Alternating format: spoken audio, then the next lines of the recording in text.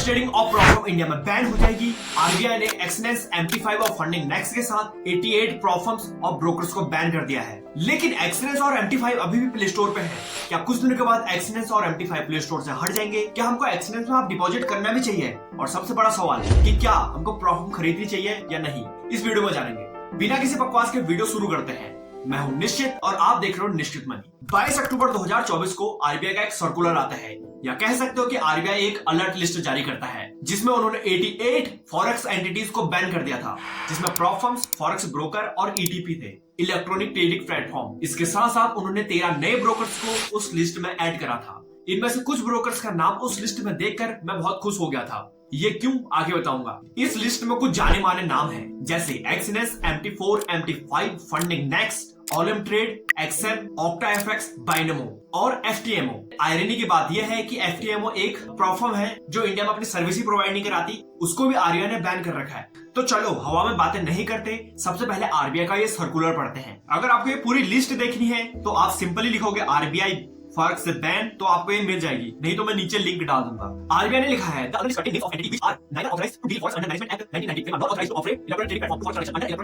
चलो हिंदी में समझाता हूँ। आरबीआई कहता है कि अलर्ट सूची में उन संस्थाओं का नाम शामिल है, संस्थाओं मतलब प्रॉफर्म और ब्रोकर्स, जो ना तो विदेशी मुद्रा परिबंधन अधिनियम 1999, फॉरेन एक्सचेंज मैनेजमेंट एक्ट 1999 के तहत विदेशी मुद्रा में सौदा करने के लिए अधिकृत नहीं है। ये जो भी प्रॉफर्म्स, ब्रोकर्स हैं, ये अनऑथराइज हैं और फॉरेक्स में डील कर रही है, और ना ये रजिस्टर है और ना ये ऑथराइज है, तब भी ये फॉरेक्स में डील कर रही है। और ना ही electronic trading platform reserve bank निर्देशांक 2018 के तहत विदेशी मुद्रा में लेन देन कर सकती है, ना ये ईटीपी 2018 के तहत रजिस्टर्ड है, ना ये आरबीआई से ऑथराइज है। ये तब भी फॉरेक्स में डील कर रही है, ये फेमा एक्ट का वायलेशन कर रहे हैं। तो आरबीआई कहता है कि नीचे ये जो लोग हैं ये अनऑथराइज हैं और ये ईटीपी को बढ़ावा दे रहे हैं। और दूसरा कि ये संपूर्ण सूची नहीं है, मतलब ये पूरी लिस्ट नहीं है। ये मत समझना कि जितने नाम इसमें हैं यही इन एक्ट का वायलेशन कर रहे हैं, या इसमें जिनका नाम नहीं है तो वो लीगल है, ऐसा नहीं है। वो भी अनऑथराइज है जिनका नाम इसमें नहीं है। उन्होंने पूरी लिस्ट जारी कर रखी है, ठीक है, मैं इसका लिंक दे दूंगा, आप पूरा पढ़ सकते हो। इस लिस्ट के आने के बाद भी जो ब्रोकर्स हैं वो अभी भी प्ले स्टोर पे हैं। मैं इसे टोटली बैन तो नहीं कहूंगा, ठीक है। आरबीआई समय समय पे ऐसी अलर्ट लिस्ट निकालते रहता है, ये उसी प्रकार की एक अलर्ट लिस्ट है, ठीक है। आरबीआई लोगों को अवेयर करने के लिए ऐसी अलर्ट लिस्ट टाइम टाइम पे निकालते रहता है। आरबीआई सिंपल सा कहना चाह रहा है कि जिन ब्रोकर में आप ट्रेडिंग कर रहे हो या अनऑथराइज है और फेमा एक्ट का वायलेशन कर रहे हैं, कल को आपके साथ भी कुछ स्कैम हो सकता है, उसमें सबसे पहले रिस्पॉन्सिबल तो तुम होगे, और दूसरा तुम इनके साथ काम करके फेमा एक्ट को वायलेट कर रहे हो, तो कल को आरबीआई तुमको फेमा एक्ट के वायलेशन के तहत जेल में भी डाल सकता है। अगर आपको फेमा एक्ट को पूरे तरीके से जानना है तो मेरे को बता दो, मैं फेमा एक्ट के ऊपर पूरी अच्छे से वीडियो बना दूंगा। बहुत लोग आरबीआई को गाली देते हैं कि फॉरेक्स बैन कर दिया, प्रॉफर्म हमको चलाने नहीं देते, ये कर दिया, वो कर दिया। तो मेरे को लगता है कि ये बहुत गलत है, ठीक है। हमको आरबीआई का पॉइंट ऑफ व्यू भी समझना पड़ेगा। अगर हम फेमा एक्ट को वायलेट करते हैं तो उससे हमारे देश को ही नुकसान पहुंचेगा।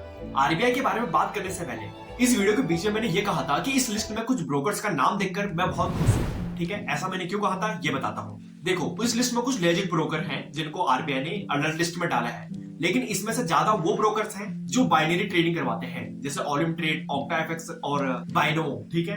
इन्हीं की वजह से आधी फॉरेक्स ट्रेडिंग बदनाम है और ये लोगों के साथ स्कैम करते हैं। तो ये देख के मुझे थोड़ा सही लगा कि इनको अलर्ट लिस्ट में डाल दिया है। मेरे हिसाब से सबसे पहले इन्हीं को बैन करना चाहिए, ठीक है। सबसे बड़े स्कैम तो यही है, ये बाइनरी ट्रेडिंग ऐप।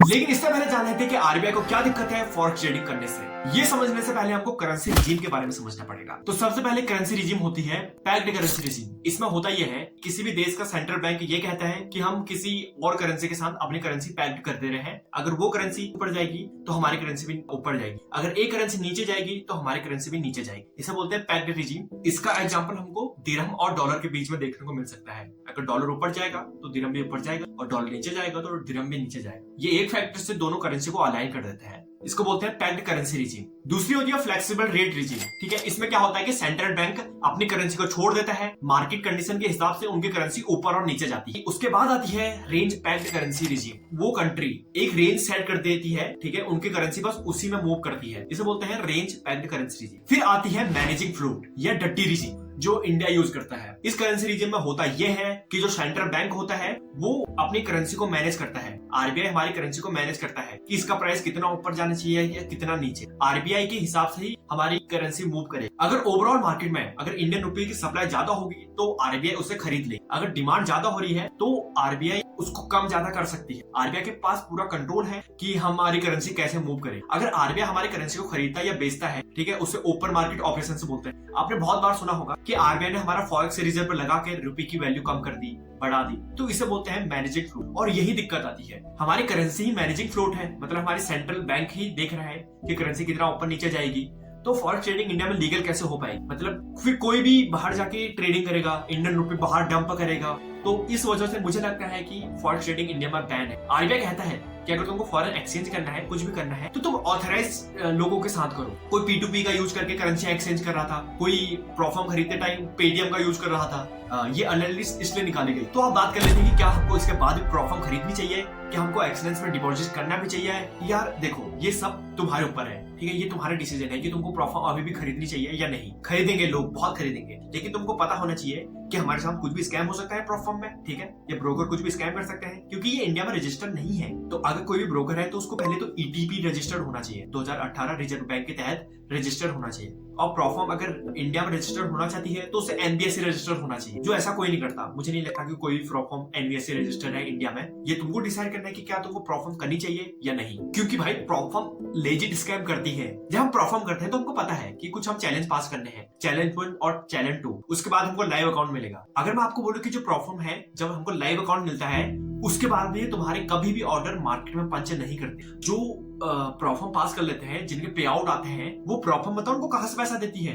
जो चैलेंज से पैसा इकट्ठा हुआ है वो उन्हीं को उसमें से दे देती है, क्योंकि बहुत सारे लोग प्रोफॉर्म पास नहीं कर पाते। एक डेटा के हिसाब से 0.6 लोग ही प्रोफॉर्म पास कर पाते हैं। इसके बारे में पूरी वीडियो बनाऊंगा, अगर बन गई होगी तो साइड पर आ रही होगी, क्योंकि उस पर क्लिक कर देना। और मिलते हैं भाई। रुको रुको रुको रुको, एक चीज बस रुक जाओ, बस 2 मिनट रुक जाओ, तो मैं कुछ दिखाता हूँ तुमको, ठीक है, मैं कैसे वीडियो बना रहा था। जो मेरे को पहले से देख रहे हैं उनको पता है कि मैं गाँव मार का हूँ। तो यहाँ पे बैठ के मैं वीडियो बना रहा था, ठीक है, ये मैंने लगा रखा रिंग लाइट, टिकटॉकरों का हथियार, ठीक है।